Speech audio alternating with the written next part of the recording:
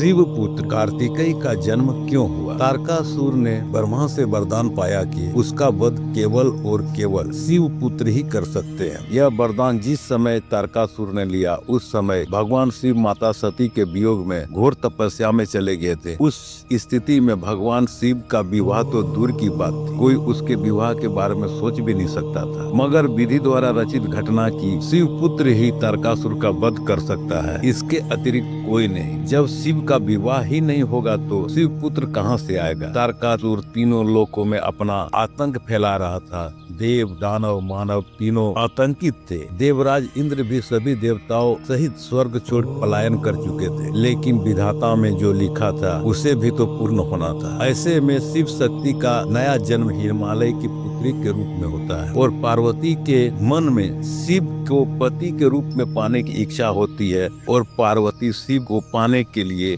शिव की तपस्या करने लगती है। उसकी तपस्या का प्रभाव से सभी देवता, ब्रह्मा, विष्णु सभी ने मिलकर महादेव की तपस्या भंग करने की योजना सोचता है और कामदेव को शिव की तपस्या भंग करने के लिए प्रेरित करता है, जिसके फलस्वरूप कामदेव को महादेव अपने तीसरे नेत्र से भस्म कर देते हैं। कामदेव की पत्नी रति महादेव के सम्मुख विलाप करने लगती है। तब महादेव ने कामदेव को द्वापर युग में श्री कृष्ण के पुत्र के रूप में जन्म लेने का वरदान देते हैं। माता पार्वती के तपस्या से प्रसन्न होकर महादेव उनसे विवाह करने की अनुमति देते हैं। उसके पश्चात शिव पार्वती का विवाह होता है। मगर तारकासुर का तो केवल और केवल शिव पुत्र ही वध कर सकते थे और यही वह रहस्य जिसे समझना होगा कि शिव पुत्र के द्वारा ही तारकासुर का वध होगा। यहाँ शिव पार्वती पुत्र नहीं, केवल और केवल शिव पुत्र। इसी रहस्य को समझेंगे हम लोग अगले भाग में। तब तक के लिए आप लोगों से विदा लेता हूँ। मेरी यह कहानी आप लोगों को कैसे लग रही है, कैसे लगी, यह कमेंट करके जरूर बताएं और लाइक और सब्सक्राइब करें। धन्यवाद।